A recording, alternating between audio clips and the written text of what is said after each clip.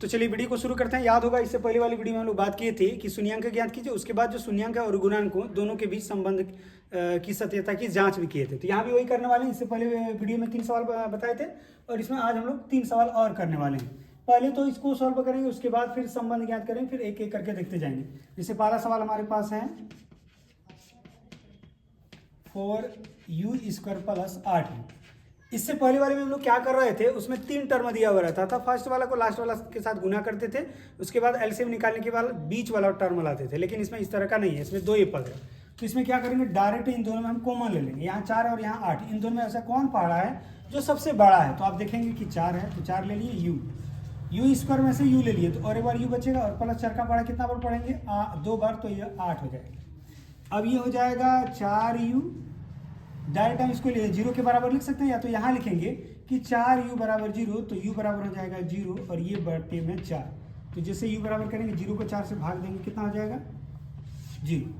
अब आगे है u प्लस 2 बराबर 0, तो जैसे u बराबर करेंगे 0, इसको उधर कर देंगे तो माइनस का 2 और u बराबर हो जाएगा माइनस का 2। अब हमारे पास 2 शून्यांक प्राप्त हो गए। एक है शून्यांक बराबर, एक है 0 और एक है माइनस का 2। आगे हमें निकालना है क्या, गुना। सबसे पहले याद होगा x² का गुणांक लिख रहे थे। इस सवाल में कहीं भी x² नहीं है, इसका मतलब u है तो u² का गुणांक होगा। यहाँ लिखेंगे u² का गुणांक, उसके बाद u का गुणांक और एक अचर पद। u² का गुणांक इसमें कितना है 4, u का गुणांक 8, अचर पद यानी यहाँ कुछ नहीं है तो 0 हो गया। अब जांच में याद होगा बताए थे शून्यांकों का योग, और शून्यांकों का योग का मतलब होता है अल्फा प्लस बीटा, यानी 2 शून्यांक, एक अल्फा है और एक बीटा है। तो लिखेंगे अल्फा प्लस बीटा जो है वो माइनस एक्स का गुणांक बटा x² का गुणांक होता है। तो माइनस एक्स का गुणांक b होता है, x² का गुणांक a होता है, यानी अल्फा प्लस बीटा जो होगा वो माइनस b/a होगा।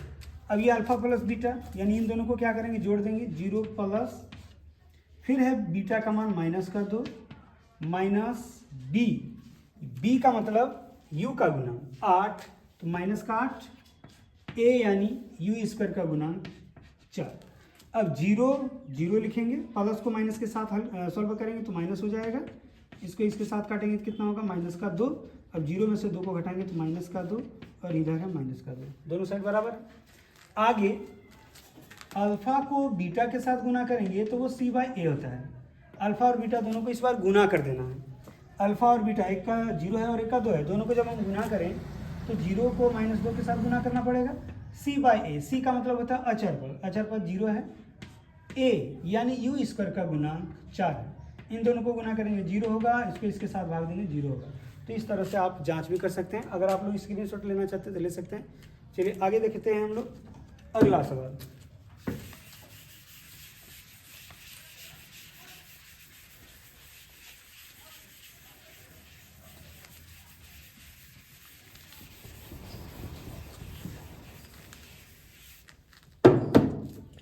अगला सवाल हमारे पास है 5 नंबर का, t² माइनस 15। इसमें भी आप लोग देख पा रहे हैं, इसमें 2 ही पद है, सिर्फ t² का गुणांक, यानी एगो t² वाला है और एगो अचर पद है, यानी इसमें t वाला गायब है। तो इसमें क्या करेंगे, ये जो है t² माइनस 15, इसको डायरेक्ट लिख देंगे, ये 0 के बराबर है। तो t² बराबर, इसको 15 को उधर करेंगे, प्लस का 15 हो जाएगा, तो t² बराबर 0 और 15 को जोड़ेंगे 15 होगा। जैसे ही t में इस पर हटाएंगे, इधर प्लस माइनस √15 हो जाएगा, यानी t का मान एक बार प्लस में √15 होगा, एक बार माइनस में होगा। तो t बराबर हो जाएगा √15 प्लस में, और एक बार t बराबर हो जाएगा √15 माइनस में। यही 2 शून्यांक है, तो एक बार यहाँ लिख देते हैं, शून्यांक बराबर 15 माइनस 15 रूट में। अब आगे हमें चाहिए x² का गुणांक, तो इस सवाल में कहीं भी x² नहीं है तो t² है, तो t² देखेंगे, यानी ये वाला सवाल है। तो t² का गुणांक, t² का गुणांक कुछ नहीं, इसका मतलब 1 है। आगे हम जान रहे हैं t का गुणांक लिखा जाता है टी का गुणांक, यानी टी है ही नहीं, सिर्फ टी नहीं है तो 0 अचर पर, यानी जिसमें टी नहीं है तो माइनस का 15। अब जांच में लिखेंगे अल्फा प्लस बीटा बराबर माइनस बी बाय ए। अल्फा प्लस बीटा यानी ये जो दोनों, इन दोनों को जोड़ देंगे, यानी माइनस का √15 प्लस √15 माइनस का, यानी माइनस है माइनस लिख दिए। बी का मतलब होता है टी का गुणांक, तो टी का गुणांक क्या है 0 रखेंगे। ए का टी स्क्वायर का गुणांक को ए कहते हैं। अब माइनस का 15 और प्लस का 15 रूट के अंदर, ये 0 हो जाएगा। 0 को किसी भी संख्या से भाग देंगे 0 होगा, ये 0 हो गया। आगे बताए थे कि अल्फा को बीटा के साथ गुना करेंगे तो सी बाय ए होगा। इस बार कह रहा आपस में दोनों को गुना कर दीजिए, यानी 15 और माइनस का √15 दोनों को आपस में क्या करना है गुना, तो √15 को गुना करना है माइनस √15 के साथ, तो होगा सी बाय ए। सी का मतलब होता है अचर पद, अचर पद है माइनस का 15 बटा ए यानी टी स्क्वायर का गुना कितना है 1।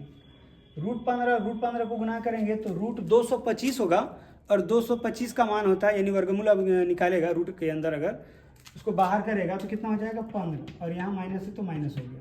15 को 1 से भाग देंगे 15 होगा, और यहाँ माइनस है तो माइनस हो गया, यानी दोनों साइड बराबर हो गया। इसका मतलब ये सही है। आगे हम लोग देखते हैं 3 नंबर का सवाल, यानी 3 नहीं, इसको अगर आप देखें तो ये 4 है, ये 5 है, ये 6 नंबर है। चलिए मार्किंग में थोड़ा गड़बड़ हुआ था, ये 6 नंबर होगा।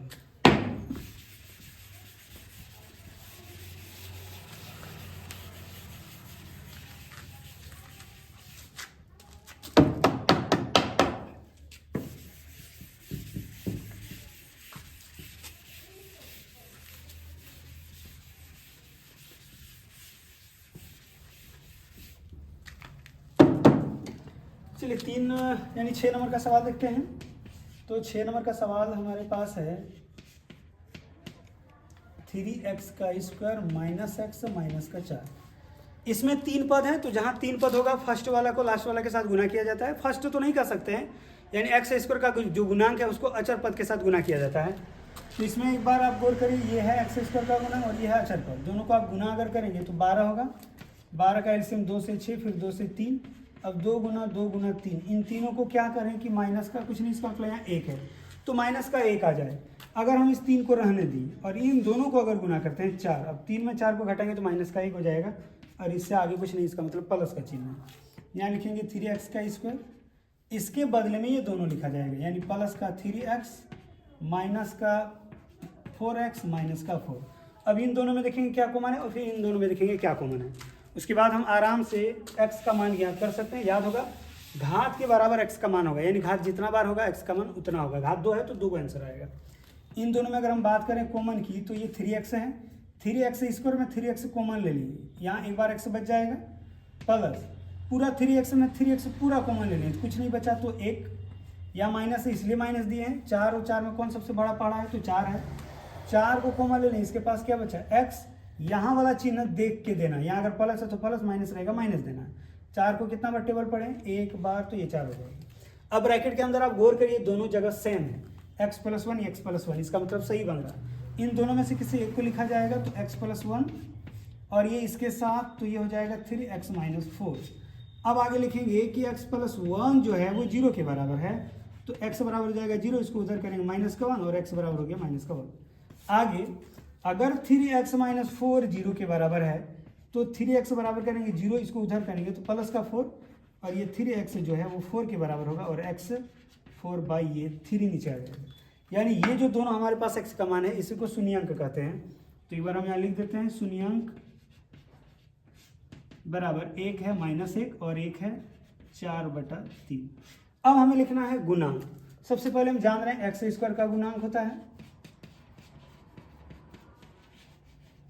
एक्स स्क्वायर का गुणांक को a भी कहते हैं। तो एक्स स्क्वायर का गुणांक a बराबर ऐसा भी लिखा जा सकता है, a बराबर यानी एक्स स्क्वायर का गुणांक क्या है 3, तो 3 लिखेंगे।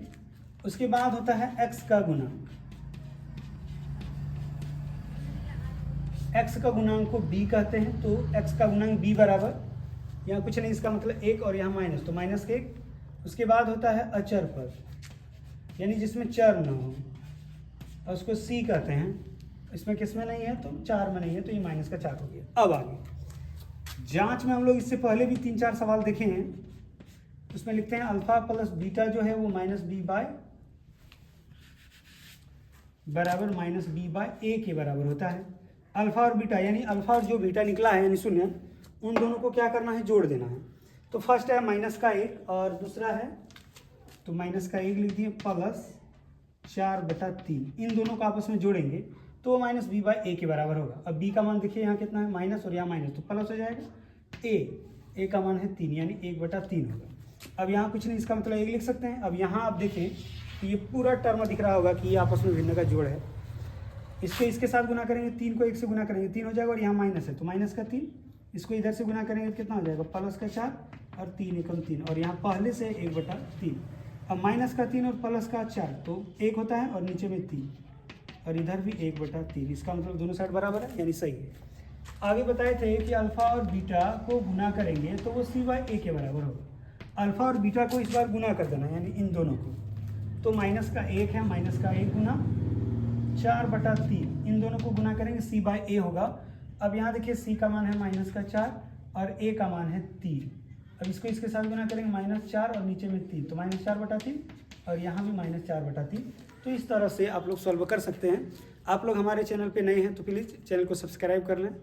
तो चलिए अब हम लोग मिलते हैं अगले वीडियो में। धन्यवाद।